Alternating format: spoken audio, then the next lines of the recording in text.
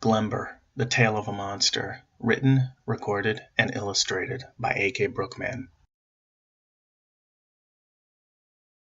Chapter XIII, Shelter and the Rising Wolf continued. Day 39. I woke in the early morning. Glember was walking toward the entrance of the cave, and he heard me as I sat up. He turned to me. "Good, you are awake," he said. "You can come with me." I nodded and stretched my limbs. "True, you probably wouldn't tell me if they turned back," I said. I stood and looked about. The staff was gone. As I turned suddenly toward Glember, it was sailing through the air toward me. I caught it. "You might need that," Glember said with a grin. It seemed Glember was as crafty as I. "And you might need this," I said, tossing him his dirk. The grin, once prominent on his face, faded. He turned and began to head toward the mouth of the cave once again. "Hurry, human. I don't need you slowing me down." I was smiling in spite of his angry tone. I was anxious to see where the campfire was, and neither alternative was comforting. If the wizards of Nye yet came for us, we would surely have to deal with them on the morrow. And if the campfire was not in sight, or if it was further away than the previous night, suggesting they had turned back, I'd likely have Glember to deal with. If the wizards turned back, I knew what had to be done. I decided I'd fight to the death, that I would not rest until I saw Glember on the other side of the shifting mountain peak, where he'd no longer be a threat, or one of us would be dead. I would not allow myself to be tricked or consoled into any other alternative. "Don't plant your feet," an old friend was akin to saying, "unless you mean not to be moved."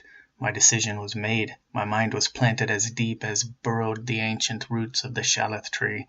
I meant not to be moved. "They'll reach here by tomorrow morn," Glember said. Indeed, the wizards were only a day away, exactly where we expected to see them, and so my duel with Glember would be postponed. Our war with the wizards would soon ensue. We made our way back to the cave in silence, carefully lowering ourselves over the ledge to the small walkway that would lead us to the mouth of the cave. It was not an easy walk with the winds blasting against us. "Perhaps we should wait right here," I said to Glember. "Thrust them off the ledge as they advance." Glember said nothing, but found his spot against the wall of the cave. "You're right," I said.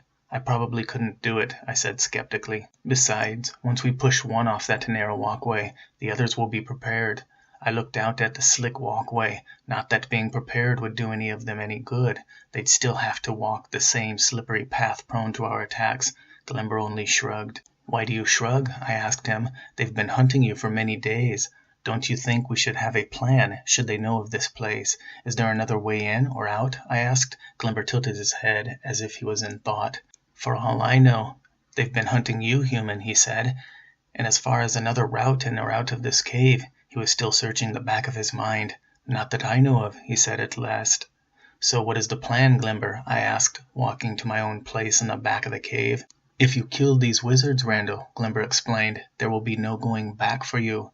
He turned to look me in the eyes. "They will hunt you forever. They will hunt those who know you, and those who you speak with, and those who you do business with, for as long as you live. They will never relent." "You make them sound evil," I said. "They've been protecting this land for centuries." "Have they?" Glember asked me. I shrugged. "You're just on the wrong side, Glember. Raiding villages catches up with you," I said. Glember stood up and turned to face me as he did. I think he was considering walking toward me, but was debating the worth of such a decision. "I suppose you think the wizards of Nye are on your side," Glember said calmly. I could tell by the tension of his face and his poise that he was angry indeed, even if his voice was steady. I didn't like where this conversation was leading him. "I'm just a farmer, Glember," I said. "What do I know outside of planting and harvesting, tending and taming?"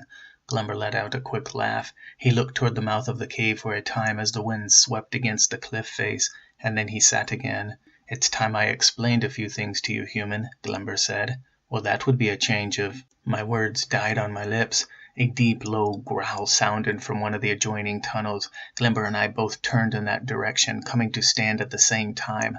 Half of this massive creature was already out of the tunnel, where it stood motionless, its head ducked low, perhaps prepared for a giant leap across the chamber toward us. "Good skies," I said, moving closer toward Glember. He was doing the same, moving toward me. He had his dirk out already, and I realized I'd left the staff near the wall where I once sat. I slowly made my way toward it, snatching it from the ground and taking my place beside Glember again. "Actually, human," Glember said, "we should take up opposite positions." He pointed to the two sides of the narrow entrance of the cave. "Whoever it attacks first, the other will have to stab it in the back, and quick." Now the creature was crawling slowly out of the tunnel. It was like a wolf, yet much larger, with thick, coarse hair. It looked oddly familiar. "What is it?" I asked. "A rising wolf," Glember said. "I heard the old tales. I thought they were just stories. I had no idea such a thing existed."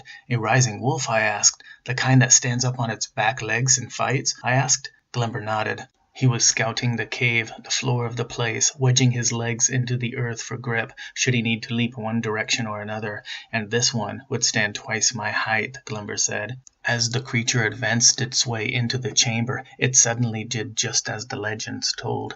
It reared up on its stocky back legs and let loose a ferocious growl, one that shook the cave and rattled my very bones. I nearly dropped the spear staff in fright. I found myself backing away, unable to keep the position Glember insisted. "No, human," Glember hissed. "Stay where you are," he demanded. "Exactly where you are." I stopped backing away. "And get your spear ready," he yelled. The beast roared at Glember louder now, perhaps perceiving the yell as a challenge. Glember roared back, now taking the challenge and hoping in some insane way, I suppose, to scare the beast back. The beast called his bluff and charged forward, ending its rush a few paces in front of Glember. It rose to stand on its hind legs again, growling out so loudly pieces of ice fell from the ceiling of the cavern in various places, and yet, as it raised its head up high, Glember threw his dirk with all his might. It twirled in the air and sunk into the throat of the beast, cutting off its growl. The sound mutated the roar to a gurgle to utter silence as it came back down on all four legs, the dirk buried deep within its throat. It snorted and rose again, and began to let out another growl, wincing in pain as it did. It tried a third time, only to end as quickly as it began. It landed and began batting at the dirk without success at dislodging it. Glember looked at me desperately. "Give me the staff," he yelled. I took another step away from him and the beast. "No," I said, unable to turn my eyes away from the angry beast still fighting with the impaled dirk that was by now dripping deep red blood from its hilt onto the cavern floor. Glember charged in my direction, holding out his hands. "Give me the staff," he demanded once more. I held the staff back and away from him. "No," I said. Yet Glember rushed around me, swiping at the spear until he managed a hold on it.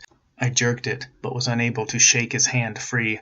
I was preparing to do the same with greater force when his foot came up and kicked against my chest so forcefully it nearly lifted me from the ground. I loosed my grip on the staff and was slammed against the cavern wall behind me.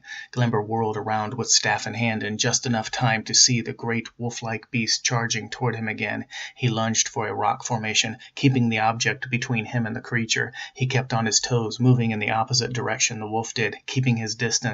I remained motionless, hoping the creature would be preoccupied with Glember, at least long enough until it bled to weakness. It gave up and turned to face me. I could see the blood dripping from its neck. If only I had more time, I thought. Yet there was no more time. It lunged and was on top of me before I could blink. It let out such a wild and enraged growl that I felt the heat of its sour breath against my face. Then it jerked its head sideways, revealing every last tooth of its massive mouth. It wailed out in pain and turned about. Glember stood behind it, holding the staff spear. He dipped it deep into the creature's back before pulling it free. The creature stumbled and managed to get back to its feet. It eyed Glember and began to growl, advancing slowly this time. It had learned not to underestimate this foe, Glember. The creature rose up again, and I had the odd sensation that this had all happened before. Glember sent the spear forward with a thrust that pricked the beast's abdomen. It was not a deadly blow, nor was it meant to be. He was taking what he could while he could. He managed to back himself toward the rock formation again, although he did not yet move completely behind it. I think he wanted the beast to charge him at that point. It did. This time, Glember charged forward at the same time, with the spear leading the way. He slid on his knees with the spear pointed upward. The beast was in the air already, and Glember was crushed as the weight of the beast landed on him, the spear protruding through the creature's back. The giant rising wolf was writhing about. Wailing in pain at times and growling in anger at others, it tried several times to stand, only to fall back to the earth. It rested and tried again with no more effort. It lay there for a long, long time, growling and whining in turns. I could not see Glember. The massive creature hid him from view, and I wondered if Glember lay dead, or if he was feigning death to discourage further fighting with the creature while its lifeblood drained. Finally, the rising wolf came to stillness. I slowly began to circle around the beast, making my way toward the dirk that was dislodged earlier. As I neared the dirk on the other side of the beast, I saw Glember's head and one arm protrude out from under the wolf's huge body. I took a few light steps closer, unable to determine in the gloom of the cave whether Glember was injured or not. As I neared and bent low to catch a glimpse, Glember whispered, "Thank you for the help." He began to wrestle his way out from under the beast. "I'm glad I didn't have to do that on my own," he said as he stood. He looked himself over, filling down his arms and legs, chest and face. "I was lucky," he said with a nod. "You were lucky," he said, glaring at me. I didn't know what to say, or what he expected me to say. "I've never even seen anything like this," I argued. "How was I supposed to know what to do?" I asked in defense. Glember was brushing his own damp hair from his face. He was spitting out and pulling off tufts of the creature's coarse hair as well. "My father was right," he said, still breathing heavily. "Humans are weak." He put his hand out, demanding the dirk. I looked from the dirk to him. I wasn't sure I wanted to give up my only weapon. Glember sighed heavily, or growled. It was a cross between the two. He turned and stepped atop the beast, yanking at the protruding end of the spear. It moved only slightly. He grunted and screamed out, jerking it back and forth until he pulled the spear free of the beast. It was covered in blood, some of it beginning to clot. He threw the spear down in front of me and held out his hand again, demanding the dirk. Fine, I thought, tossing him the dirk. He wasted no time, using it to cut open the throat of the rising wolf, just in case. Chapter XIV. After the Storm. Glember spent the remainder of that day skinning the beast, tossing bones and guts out of the cave into the abyss below. We built a tiny fire near the mouth of the cave and cooked some of the meat. It was a nice change from the vegetation we had been consuming most of the journey. Glember even cut free portions of skin to use as furs for the cold weather moving in, and although it seemed a waste, we dragged the bulk of the beast and cast it over the ledge. Glember spent a great deal of time cleaning the area, grinding dirt into the bloody pools to later thrust over the edge. By nightfall, the area was clean. The constant wind had abated the scent of the fire, and nothing left of a struggle seemed to remain. "We should try to sleep," Glember said. "I doubt they will camp early, knowing how close they are. They will probably continue on through the night and reach the pass or this cave by morning." Although I agreed with his logic, I found it difficult to sleep. My mind wanted to turn again and again to the scene of the beast as Glember fought it. Although I knew it couldn't be, it seemed as though this had happened before. I began to wonder if I was losing my mind. Glember kept eyeing me strangely. I don't think he was comfortable seeing me lost in thought. Perhaps he thought I was plotting his demise. He had good reason to worry. The wizards of Nye would be near come morn. They were hunting him after all. I could signal them, and the four would likely make quick work of the lone gargoyle. Yet, where would that leave me? Had I greater trust in the wizards, I would not hesitate to scream out to them. In fact, prior to this journey, I would have done this without a moment's pause. Now, having nearly died to the firebolt of one of these wizards, I was beginning to doubt this trust. It was not that I blamed the entire order. Likely these particular members were a bit more aggressive than the norm. How could I blame them? This lone gargoyle had managed to drag me away from my home for 39 days now. I watched him slay a ravine bear, a rising wolf, and likely 2 wizards of Nye. The wizards were right to attack first, I surmised. Last time, it cost them their lives. "My father was right about the restlessness of the human," Glember said, taking note of the way I was fidgeting about, tossing and turning, sniffing and scratching and the like. "Well, now you can agree with him on this too, right?" I snapped back. "I can," Glember said softly from across the cave. "Since you seem to agree on everything, right?" I asked, although not in a way as to suggest any interest. I remembered well how often he made that comment. "Not on everything," Glember admitted. Yes, there was that one thing they did not agree on. He had mentioned this before as well. I knew he wanted me to ask what that one thing was. I doubted he would tell me what it was, but he wanted me to ask nonetheless. To the hells with him. I wasn't going to ask. I didn't care. It was he who often ended our conversations. and it was this that lent me contempt enough for him to overcome any interest I may have had in the answer to that question. I ignored it. The ground seemed to have grown colder that day. Perhaps it was the fatigue. My arms and legs were sore from helping Glember handle the corpse of the beast throughout the day. What was hoped to be a leisurely day of resting ourselves turned into a strenuous ordeal, and now, with the night sky taking reign over the day above, I wondered if I was going to be able to sleep at all. The image of the rising wolf flashed again and again. Day 40. And in the depths of the shadows of that cave, fatigue took my hand, and sleep came. It was storming again. I think most of the lessons of life come with a storm. I couldn't see well, as we seldom can until the storm is done.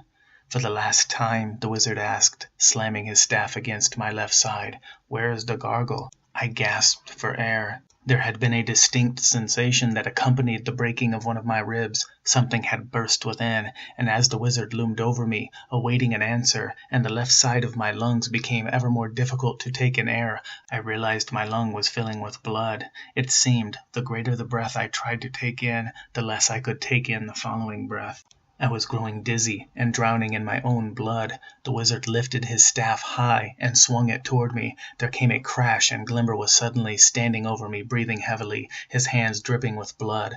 The staff had struck against his leg with a loud crack, yet Glember managed to ignore the pain. One of the wizards managed to get to his feet, blood pouring out through his fingers that covered his mouth and chin. He took only a brief, horrified look at Glember before staggering backward and away from the gargle. "Get away from him," Glember warned, eyeing the second wizard who yet remained beside me. He had been holding me while the other wizard was beating me. The wizard looked to his companion, who was still backing away, coughing blood through his fingers that cupped his mouth. "Get back," the second wizard was yelling to the first. The storm was so loud that I could hardly make it all out, but I could see clearly the mouth of the wizard as he was yelling to his fearful companion. "Get back or I'll kill you myself," the wizard screamed to his companion. As Glember came a step closer, the wizard began to chant, giving up on his companion. He reached his hands out toward Glember. As his words came to a crescendo, Glember lunged forward, stepping over me as he struck the wizard's side. The wizard kicked Glember backward with his boot, gaining himself the time needed to leap to a higher point behind me. Glember quickly recovered and began climbing for the wizard once again, while the wizard began to chant frantically in the hopes of getting off another spell before the gargle reached him. I managed to sit up and lean against a large boulder behind me. Glember was yelling something from above as he struggled with the second wizard while the rain fell heavily around us. In the distance, the bloodied wizard who had been beating me was fleeing, I saw, as lightning flashed across the sky. His lower jaw had been ripped off, and he no longer had the desire to remain with his companion, nor the ability to cast a spell in his condition. I was both cold and dreary, as though I had been drugged. My chest protested in pain with each inhalation, as though fog too thick to breathe or see well through settled down around us. I had been beaten nearly to death, I realized. Glember lifted the second wizard up over his head. "What have you done to the human?" he yelled at the wizard. The wizard was writhing about in the air, held aloft by Glember's powerful arms. "What have you done?" Glember growled again, shaking the wizard violently in the air. What was happening, I wondered. I was in a great deal of pain, especially my side. My face felt swollen and stiff, and as I touched it, I winced at how tender its surface was. I couldn't open one of my eyes at all, due to the swelling, nor could I hear well. However, I could hear Glember yelling again. "We just wanted answers," the wizard explained as he flailed about. "You beat him near to death," Glember said angrily. "He'll probably be dead by morning." Glember looked down at me and back up to the wizard. "Perhaps it's best you die before morning too," Glember said. "No," the wizard begged. "Let me fix it," he pled. "I can heal him. Please," he yelled back to Glember in reply. "You've been beating him and healing him only to beat him again, torturing him for 3 days now," Glember growled, his forearms flexing as he sunk his fingers into the sides of the wizard. The wizard released a wail of pain that died only slowly, yielding to the sobs of his weak voice. "We will save the human. We will save him," the wizard said to Glember. "Please." Glember seemed as though he didn't know what to do. He looked again from the wizard down to me and back to the wizard again. There was a moment of silence, and it appeared that Glember was just about to lower the wizard to the ground when suddenly Glember's eyes narrowed. The wizard was chanting softly, hoping to release a spell at Glember. It was of no avail, for then Glember threw the wizard over the ledge. The wizard was screaming a loud, terrified scream that died as he descended. Glember was looking out into the darkness as the rain fell upon and around him. He fell to his knees and placed his hands, those monstrous three-fingered hands, over his ears as he tucked his head inward. He was making a sound, one loud enough to drown out the screams of the wizard as he fell. I managed to get to my feet. Glember released the hold he had over his ears, and his hands fell against the rock. He realized I was looking at him, and he turned away. I began to grow dizzier, but I was certain of one thing: Glember saved me. I suddenly fell to the ground. I couldn't breathe. It was growing cold and dark all around me. It seemed as though time was moving very slowly. I realized Glember was there beside me. He had a tiny bone in one of his hands, like the one my mother used to knit with. "Am I going to die?" I asked him. "No," Glember said. I felt him poke something into my shoulder and felt a rush of air and blood. "You are going to be reborn," Glember whispered.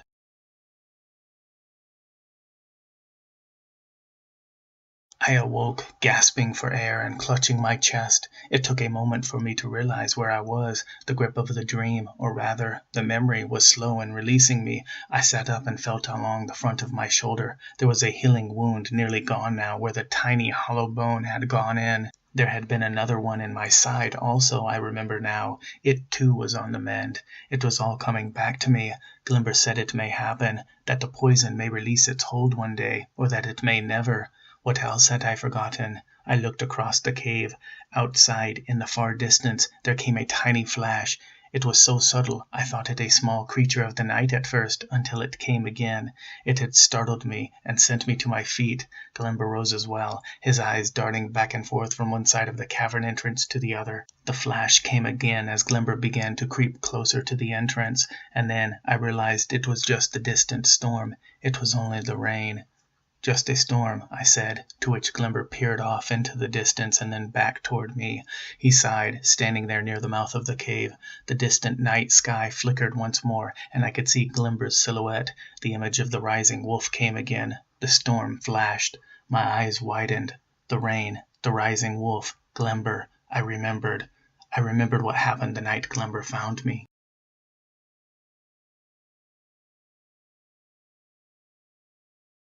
This concludes part 10 of 17 of Glember, The Tale of a Monster. You're listening to the first book of the Meristherian Trilogy. Please subscribe if you like the content, where you'll have access to additional books. Feel free to support this channel by telling others about it. These books are free to listen to, as you know, and everyone's welcome here. Leave a friendly comment if you like. Again, this is AK. Thanks for listening, friends, and see you next time.